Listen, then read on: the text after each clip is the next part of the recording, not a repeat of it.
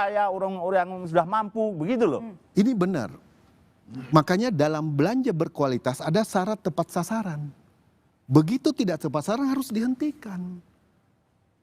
Tapi dibiarkan terus kok, ternyata anak-anak orang kaya juga dapat. Ada 4.000 lebih dapur yang sudah ditutup dengan berbagai macam problematikanya. Dari 27.000 hasil evaluasi yang kita dengar di publik, berarti lebih kurang 16% yang sudah ditutup dalam 3 bulan terakhir ini. Tapi ini saya berarti tadi kan menunggu gini. sangat serius dalam pembenahan program ini. Pak Kamru Samad itu membahas Perpres nomor 46 tahun 2025 yang nanti bisa ditayangkan sebenarnya itu.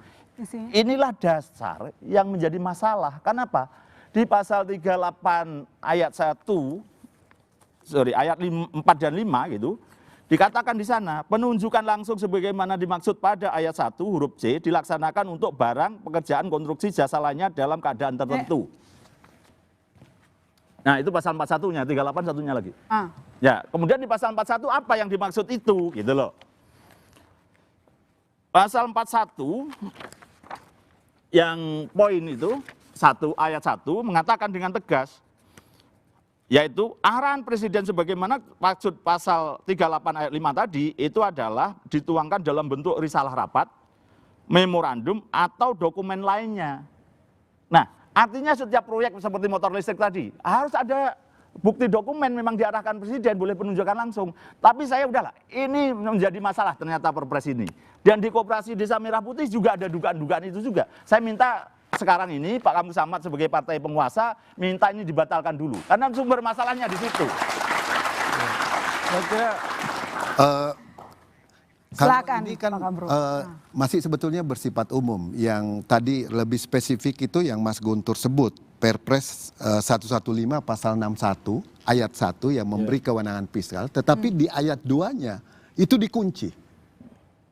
Di ayat 3 juga dikunci, bisa nanti cuma saya tidak bawa nomenklaturnya, tapi saya mau mengatakan bahwa jelas di situ kaidah hukumnya sebetulnya, bahwa kalau penggunaan APBN harus tetap mengikuti SOP ketentuan penggunaan keuangan negara. Tapi kan kenyataannya tidak seperti itu. Nah implementasinya. Sampai DPR pun juga nggak tahu pembelian untuk apa, nggak pernah dilaporkan Komisi 9. Dan itu selalu berdasarkan kepala BKN berdasarkan perpres yang dia miliki.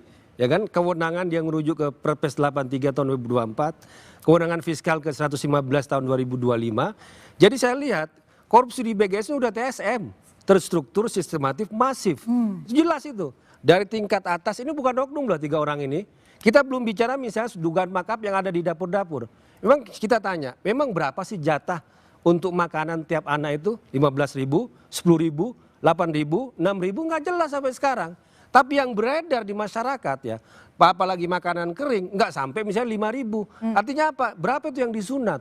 Jadi kalau bicara soal korupsinya BGN dengan MBG itu dari puncak sampai tingkat dapur, soal markup anggaran. Artinya apa? Ini terstruktur.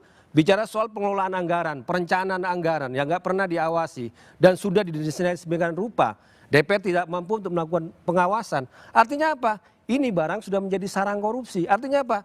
Dia harus bubarkan dulu BGN ini, kelola yang benar.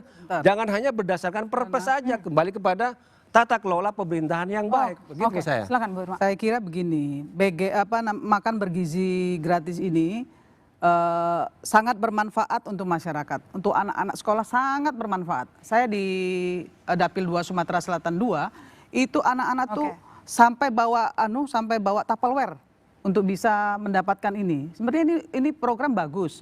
Hanya saja tata kelolanya ini seperti Bang Kamru Samad tadi bilang, ya tata kelolanya ini nggak berjalan. Jadi menurut Bu Irma, kenapa tata kelolanya bisa bocor sedemikian rupa sampai pimpinan BGN-nya jadi tersangka? Nanti dijawab Komisi Sore, tetap di Bola Liar.